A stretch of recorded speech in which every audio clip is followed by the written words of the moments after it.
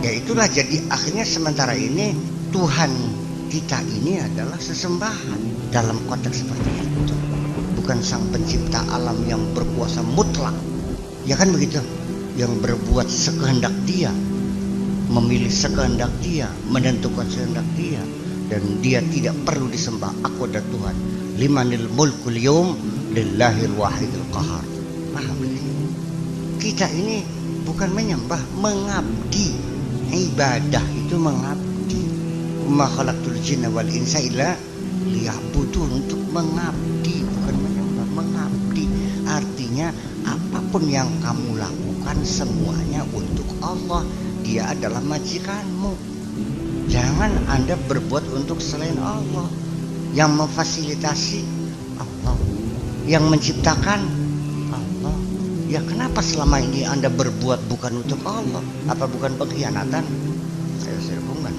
Yaitu dari mana awalnya? Distorsi dari pemahaman, dari translation, dari penerjemahan bahasa yang tidak pas. Makanya pemikiran seperti ini perlu dikembangkan kembali, koreksi terhadap pemahaman yang sudah. Jangan take for granted bahwa apa yang kami yakini sudah benar.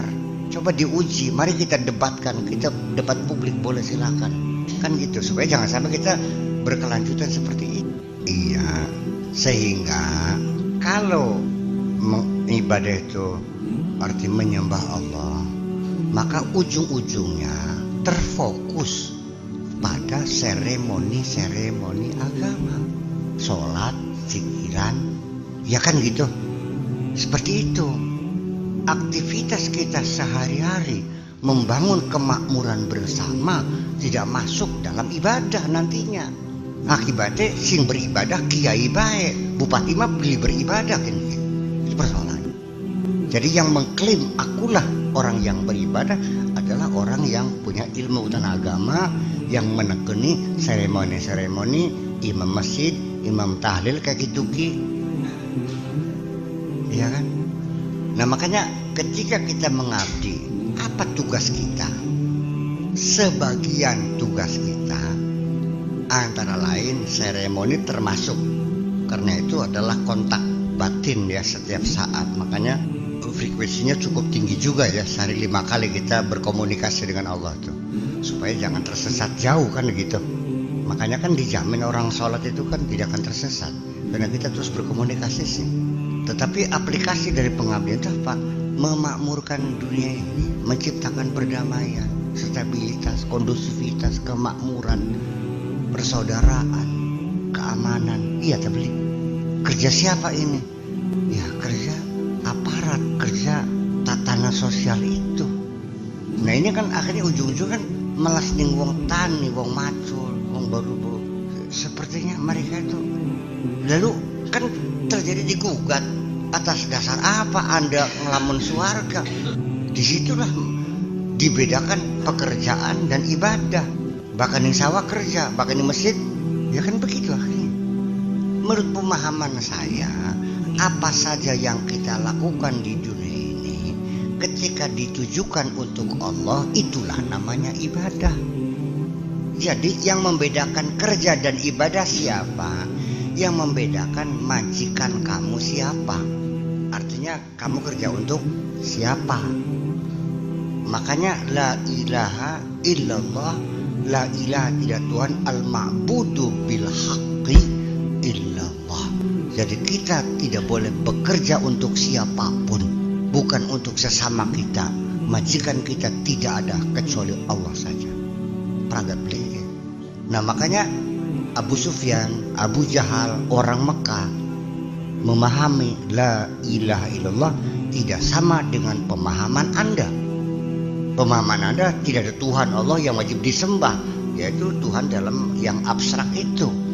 Tetapi la ilaha illallah menurut Abu Sufyan, Abu Jahal dan teman-temannya yang di Mekah adalah ancaman bahwa budak-budak mereka, ya pekerja-pekerja mereka, ya harus meniadakan majikannya. Bahwa mereka bekerja hanya untuk Allah. Kelar begini. Makanya kan satu reaksinya kan Nabi harus dibunuh ujung-ujungnya karena mengancam. Kalau pengertiannya tidak ada Tuhan kecuali Allah dalam artian sembahyang, saya kira tidak akan sebesar itu reaksinya. Ayo, paham belum? Begini, Anda kerja kepada saya dengan gaji 5 juta sebulan. Mana buktinya Anda bekerja untuk Allah dan mana buktinya bekerja untuk diri sendiri? Ketika uang itu Anda pakai untuk bersenang-senang sendiri dan membiarkan tetangga-tetangga yang sengsara, Anda tidak mau kenal, iya kan? Tetapi ketika Anda menerima upah 5 juta dari saya, yang memberi Anda itu siapa? Yang memberi rezeki sebulan 5 juta siapa? Paham likin? Ini agama nih sangat-sangat mengerikan bagi mereka nih. Ya kan begitu? Allah pesan nggak banyak kok, bahwa harta rezeki yang kau terima belum murni milikmu semua. Di dalamnya ada titipan-titipan untuk orang-orang yang menderita. Paham lihat? Wa fi amwalihim haqqul lisaili wal mahrum. Sebatas Anda setelah dikeluarkan zakatnya, infaknya, sodakohnya, sebagainya, sisanya itulah milik Anda. Bisa terjadi yang dimanfaatkan hanya 2,5 juta, yang 2,5 juta dikembalikan kepada mustahiknya 50%. Itu para sahabat seperti itu. Makanya kemakmuran dadak sontak meningkat, melonjak luar biasa ketika masing-masing memberikan infak yang begitu besar. Paham belum? Ketika kita orang kaya berinfak kepada orang-orang miskin, terjadilah kemakmuran. Wong dagang ki laris kabeh. Paham belum ki? Lah ya iya, kejahatan pun akan berkurang. Tetap ada berkurang. Kalau bilang mah enggak, tetap itu karena ketentuannya begitu, harus ada. Ya kan begitu. Nah, ketika saya sebagai majikan memberi tugas kepada Anda sebagai buruh saya melakukan sesuatu yang melanggar syariat, nurut atau tidak? Ancamannya kalau tidak nurut saya pecat. Nurut tak boleh. Ketika majikanmu adalah Allah, tidak ada urusan dengan majikan manusiamu itu. Oke, goodbye. Di situ teruji bahwa seseorang apakah betul mengabdi kepada Allah atau mengabdi kepada sesama manusia. Awas.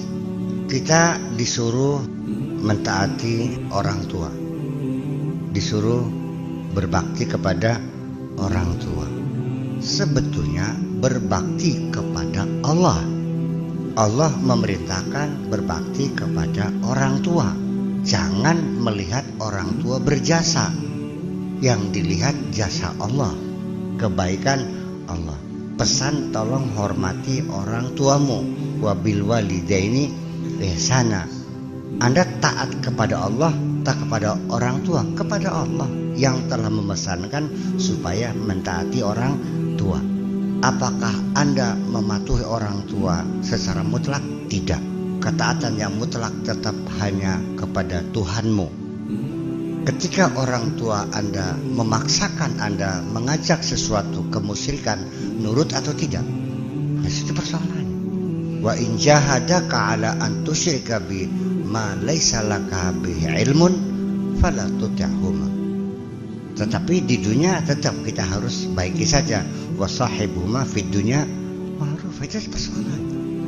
Jadi kita ada kejelasan di sini hidup. Seorang yang beriman itu hidupnya ada kejelasan. Ya kan begitu.